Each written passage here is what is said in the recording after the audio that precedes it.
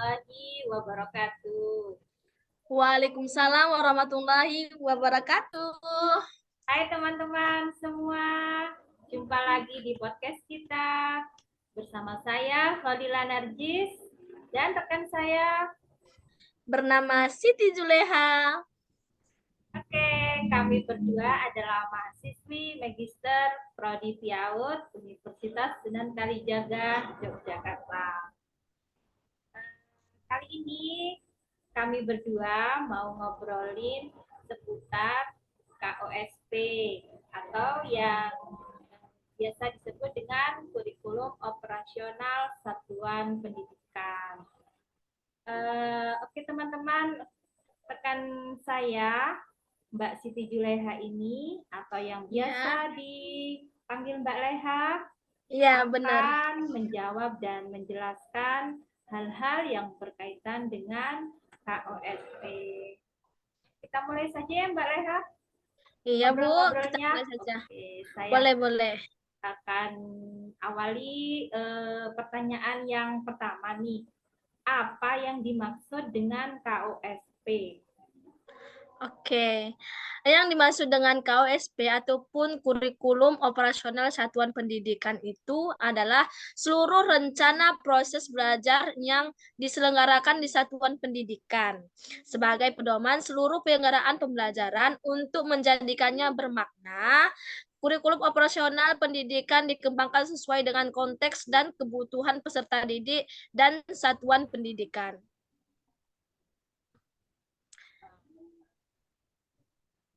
Seperti itu, Bu. Oh ya, jadi lengkap sekali ya yang dimaksud dengan kurikulum operasional satuan pendidikan yang dijelaskan oleh Mbak Leha tadi. Pertanyaan selanjutnya nih Mbak Leha, apa saja prinsip pengembangan kurikulum operasional di satuan pendidikan? Bisa dijelaskan? Iya, boleh. Oke, prinsip pengembangan kurikulum operasional di satuan pendidikan itu ada 5. Yang pertama itu berpusat pada peserta didik, yang mana pembelajaran harus memenuhi potensi, kebutuhan, perkembangan, dan tahapan belajar, serta kepentingan peserta didik.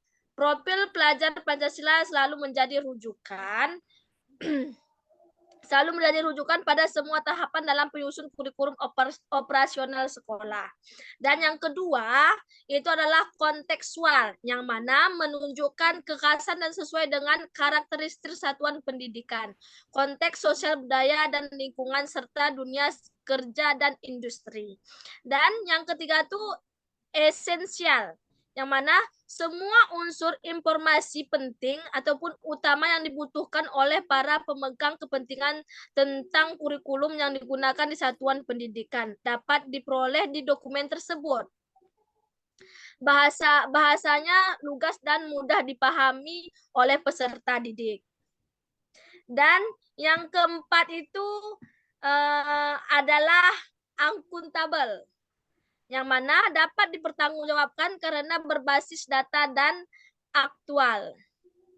Yang kelima itu melibatkan berbagai pemangku kepentingan, mengembangkan kurikulum satuan pendidikan, melibatkan komite satuan pendidikan dan berbagai pemangku kepentingan antara lain orang tua, organisasi, berbagai sentra industri, dan dunia kerja untuk SMK, di bawah koordinasi dan supervisi Dinas Pendidikan atau kantor kementerian yang menyelenggarakan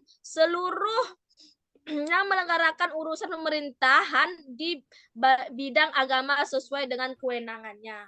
Itulah komponen itulah prinsip pengembangan kurikulum operasional di satuan pendidikan. Untuk yang poin kedua, Mbak Leha ya, konseptual itu tadi Mbak Leha jelaskan mengaitkan antara materi yang diajarkan dengan situasi dunia nyata ya. Misalnya seperti apa tuh contohnya Mbak Leha? Di dunia nyata? Ya, Di seperti konteks ini ya? Apakah seperti bagaimana? Mbak Leha?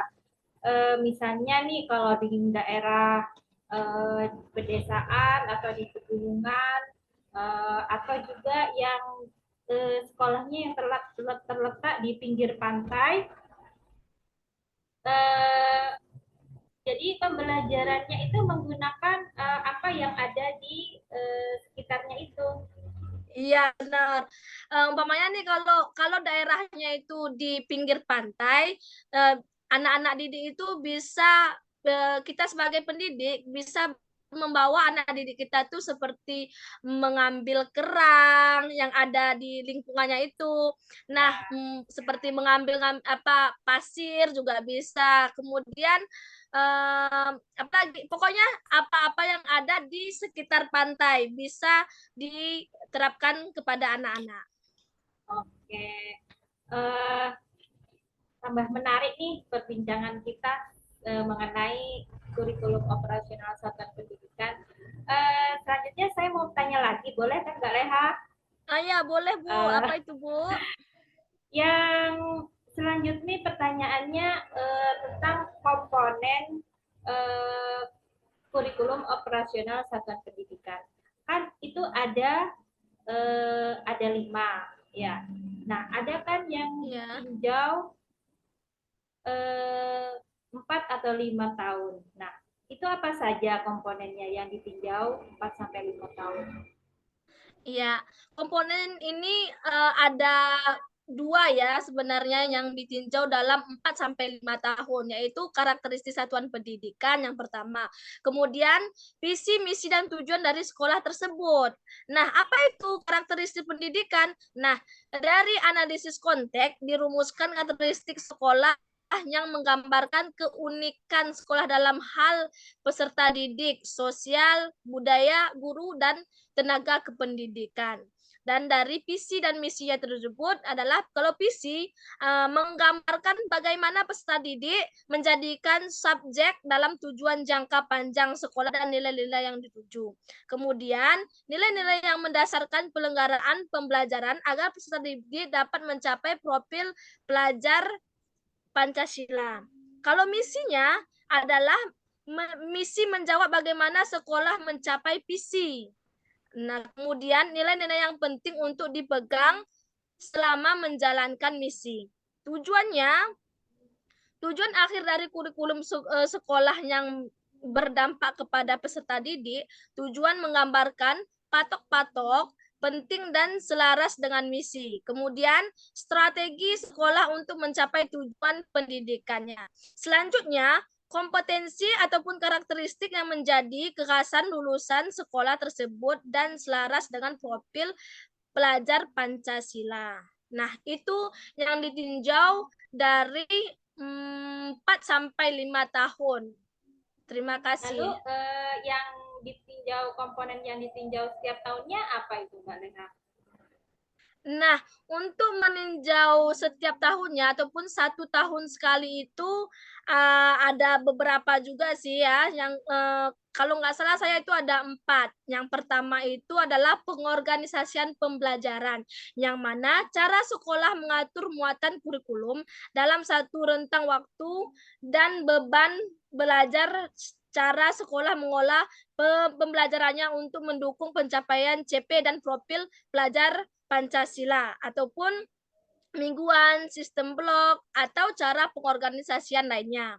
Yang dimana pengorganisasian pembelajaran itu dibagi lagi dengan intrakurikuler, proyek penguatan profil pelajar Pancasila, P5 kemudian ya, atau biasa disebut ekstrakurikuler. P5 ya, proyek Iya. penguatan profil Iya, Pancasila itu. benar. Ya, Nah, terus selanjutnya itu rencana pembelajaran, yang mana rencana pembelajaran untuk ruang lingkup sekolah menggambarkan rencana pembelajaran selama setahun ajaran, berisi alur pembelajaran atau unit mapping, ataupun yang disebut dengan untuk sekolah-sekolah yang sudah menjalankan pembelajaran secara interaksi, program prioritas satuan pendidikan.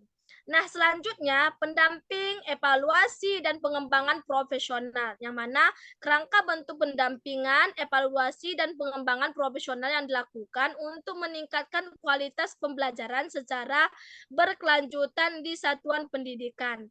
Pelajaran ini dilakukan oleh para pemimpin satuan pendidikan secara internal dan terhadap sesuai dengan kemampuan satuan pendidikan. Yang terakhir itu lampiran, yang mana contoh-contoh rencana pembelajaran ruang lingkup kelas, kemudian contoh penguatan profil pelajar Pancasila, yang mana yang kedua ini adalah menggambarkan rencana pembelajaran per tujuan pembelajaran ataupun per tema untuk sekolah-sekolah yang sudah menjalankan pembelajaran secara integrasi. Seperti itu. Masya Allah, mendetail sekali ya penjelasannya Mbak Leha. Eh, Kalau begitu, izinkan saya sebelum menutup obrolan kita, saya satu kali lagi nih mau menanyakan sesuatu Ya, tentang boleh KSP. ditanyakan aja terus Nah, selagi ada. Oke, bagaimana proses penyusunan kurikulum satuan pendidikan Mbak Leha? Proses penyusunannya itu ada 5 tahap ya. Yang pertama itu menganalisis konteks karakteristik satuan pendidikan seperti peserta didik, kompetensi, jumlah tenaga pendidik, sarana dan prasarana sekolah, lokasi sekolah, dan sebagainya, masih banyak lagi.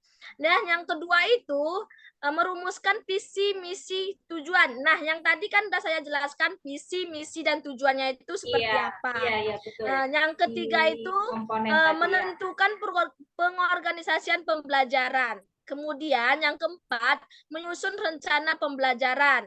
Yang kelima, merancang pendamping, evaluasi, dan pengembangan profesional. Nah, ini kan sudah saya jelaskan tadi yang di awal-awal tadi. Iya, Jadi betul, penyusunannya betul. itu ada 5 tahap. Ya, yang sudah saya sebutkan tadi. Ya, seperti itu. Terima kasih. Saya yang terima kasih harusnya karena Mbak Leha sudah menjelaskan panjang lebar dan sangat mendetail sekali. Mudah-mudahan apa yang kita obrolkan siang hari ini dan sudah Mbak Leha jelaskan secara luas, lugas dan mendetail ini bisa bermanfaat untuk teman-teman yang menonton podcast ini. Alhamdulillah selesai sudah pembahasan kita seputar kurikulum operasional pendidikan atau KOSP. Terima kasih buat teman-teman semuanya yang sudah menonton podcast kita. Semoga berkenan dan bermanfaat. Sampai jumpa lagi di podcast kita selanjutnya. Wassalamualaikum warahmatullahi wabarakatuh.